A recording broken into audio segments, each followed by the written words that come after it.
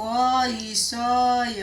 इटवा के बुकावा हो बाबू कैसई सखिया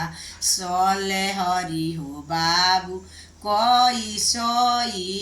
इटवा के बुकावा हो बाबू कैसई सखिया सलेहरी हो बाबू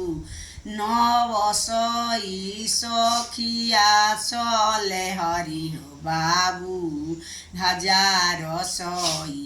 इटवा के बुकावा हो बाबू हजार सई इटवा के बुकावा हो बाबू लागे देहु हाजीपुर बजरिया हो बाबू लागे देहु हाजीपुर बजरिया हो बाबू किनी देव छातावा गुली डांडावा हो बाबू